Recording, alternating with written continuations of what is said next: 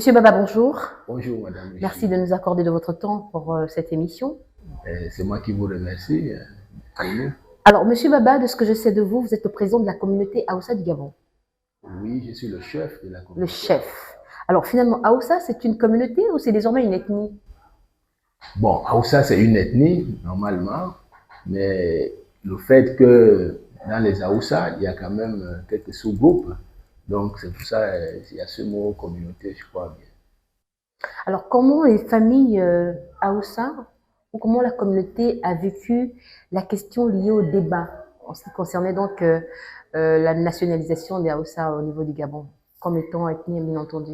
Bon, j'ai envie de dire, nous, on a été surpris par ce débat-là, parce que depuis fort longtemps, nous y sommes, et puis il n'y a jamais eu ce problème-là. Mais lorsqu'on a essayé d'analyser un peu en profondeur, on s'est rendu compte qu'il y avait plutôt la confusion entre l'ethnie Haoussa et puis l'islam, c'est-à-dire les musulmans de manière générale au Gabon. C'est ce qui a créé cela par rapport aux personnes qui entouraient le président déchu, Ali Bongo, notamment CDC, bon, son entourage. Et comme c'était des musulmans, bon, tout le monde se disait que c'est des Aoussa, alors qu'ils n'ont rien à voir avec les Aoussa. Aujourd'hui, c'est passé, le message est clair, les Haoussa, une ethnie à part entière au Gabon.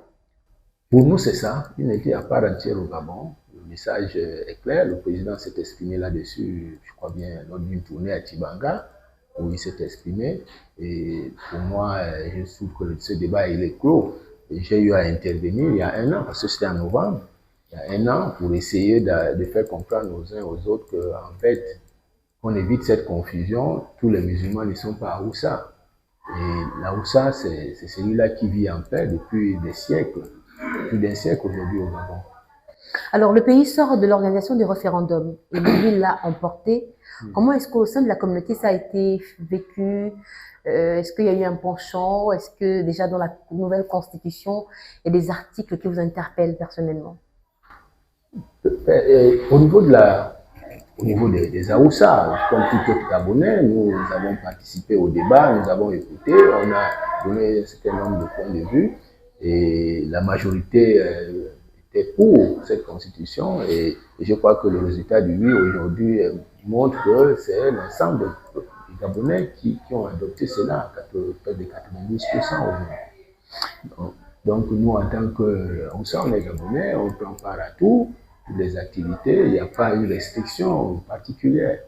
Au contraire, il y a même un allègement dans cette nouvelle constitution-là, puisqu'on dit qu'il faut être, pour être candidat, il faut être né ou d'un père ou d'une mère gabonaise, et même les Gabonais. Aujourd'hui, je peux me prévaloir aussi d'être candidat. Ça ne veut pas dire que je serai. Dans tous les cas, c'est désormais possible.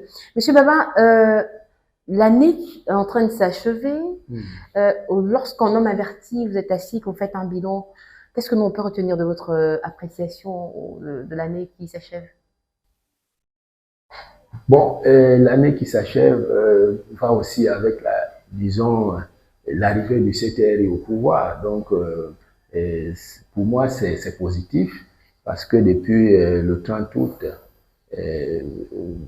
depuis l'acte de libération qui a été commis par le CTRI, nous constatons que de plus en plus, les Gabonais vivent de moins en moins. On n'est plus trop stressé comme par avant.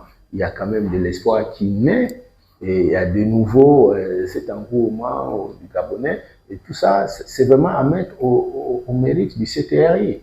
Parce que lorsqu'on regarde, par exemple, sur le plan politique, déjà, le vote, si vous voulez, du oui, c'est déjà un signe notoire. Et c'est une avancée par rapport à cette constitution qui reflète en réalité le vœu de la majorité des Gabonais.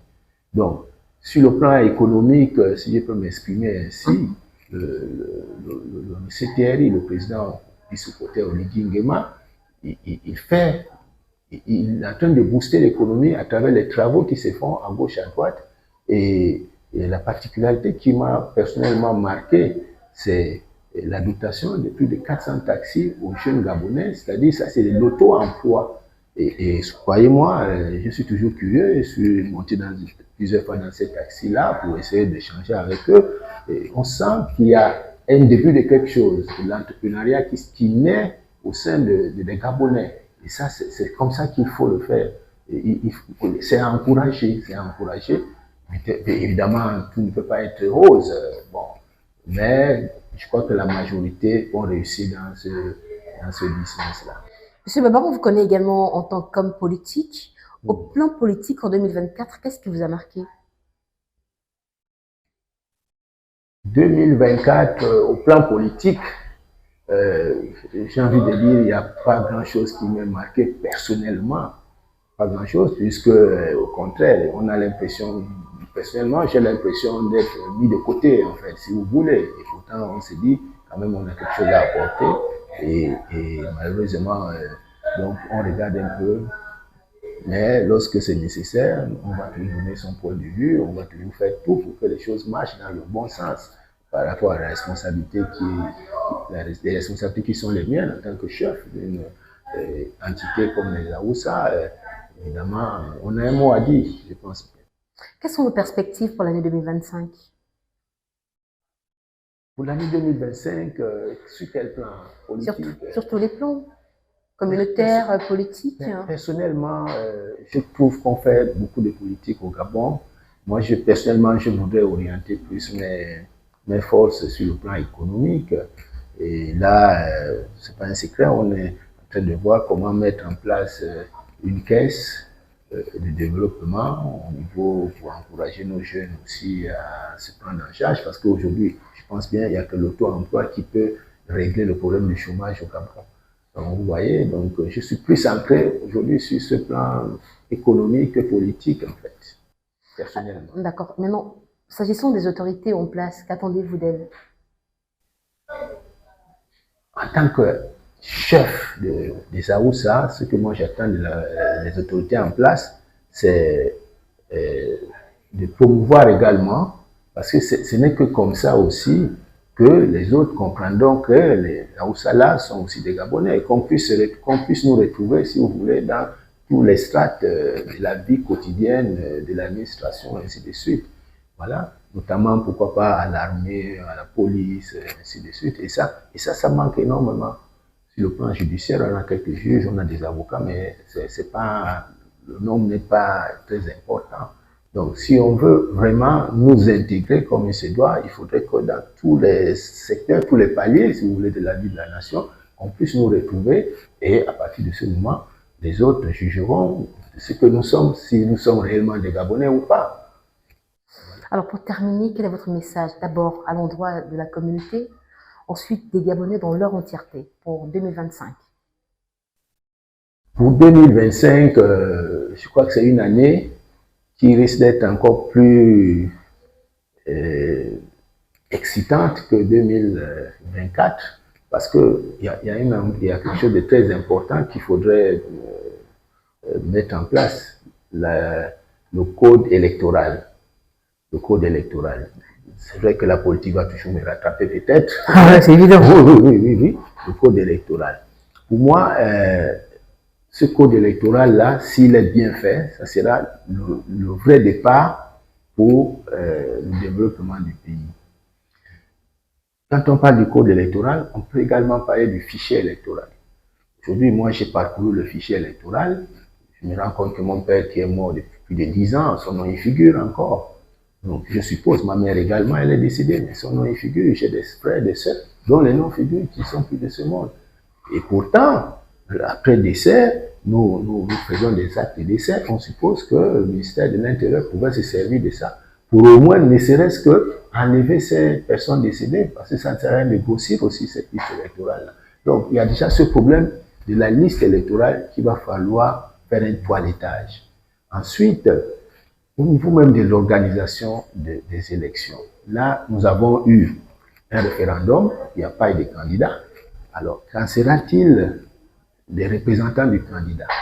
Parce que ce qui s'est passé par le passé, ils avaient des droits à des places, il y avait même les blocs, président aussi c'est la majorité, opposition, ainsi de suite. Donc, cette fois-ci, comment ça va se passer? Tout ça sont des choses qu'il faut, je crois bien, s'asseoir pour trouver la bonne solution. Parce que sinon, on va encore se retrouver dans le même cycle de contestation, peut-être encore des violences, des post-électorales. Et nous, on voudrait que ça soit derrière nous, tout ça, après ce coup de libération. Donc, voilà un peu, moi, mon cri de cœur, si vous voulez, pour 2025, sur le plan politique, sur le plan national, et que j'adresse aujourd'hui aux autorités qui ont la charge de diriger ce pays. Donc, et puis vous disiez... À la communauté également? Bon, à la communauté, ben, écoutez, on vit tous, on vit tous ensemble. Il n'y a pas un message particulier pour la communauté, sinon de les rassurer que les problèmes auxquels nous sommes confrontés aujourd'hui, notamment pour l'obtention des pièces d'identité et autres, et je crois que ça va se régler au fur et à mesure, ça va se régler. Mais il y a quand même, je crois que j'interpelle les autorités du pays pour qu'ils voient comment régler ce problème au niveau de la documentation. Parce que jusqu'aujourd'hui, pour avoir une pièce d'identité, vous faites des mois et des mois. La croix et la bannière. Hein. La croix et la bannière.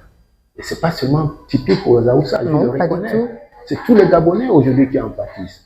Alors, soit à un moment, il faut qu'on s'arrête, on y allait, ceux-là sont tous Gabonais, et puis on met tout pour régulariser toutes ces situations-là et qu'on avance. Parce que les enquêtes, vous revenez pour un cinquième renouvellement d'un passeport, par exemple, et on vous demande encore d'amener les documents de vos parents qui sont décédés, parce que, à ma connaissance, le décès arrête toute poursuite ou toute action judiciaire. Dès que vous présentez l'acte de décès, qu'est-ce qu'on peut vous demander encore de plus? Donc, il y a cette tracasserie au niveau de la documentation que les autorités doivent y veiller. Et ça, c'est tous les Gabonais, ce n'est pas seulement les Aoussa. On ne comprend pas, on ne comprend pas. Les débits, les fonds, les poneaux sont tous confrontés. Voilà, on ne comprend pas. Il faut que ces choses se fassent de manière propre et naturelle. C'est tout ça, ça freine, si vous voulez, le développement d'un pays. La plupart des gens qui vont, par exemple, demander un passeport, c'est peut-être pour des raisons, ils veulent aller à l'extérieur, ou des raisons médicales, des étudiants, des hommes d'affaires. Voilà, mais la majorité des Gabonais ne sortent pas. Je ne sais pas s'il y a 10% des Gabonais qui ont un passeport. Mais pourquoi ce durcissement, cette lenteur-là? Voilà, donc j'espère que je serai compris. Ce n'est pas pour créer des problèmes avec qui que ce soit. Ce sont des choses que nous vivons et que nous avons le devoir en tant que leader d'en parler pour qu'on trouve des solutions. Merci, M. Babin. Je vous en prie.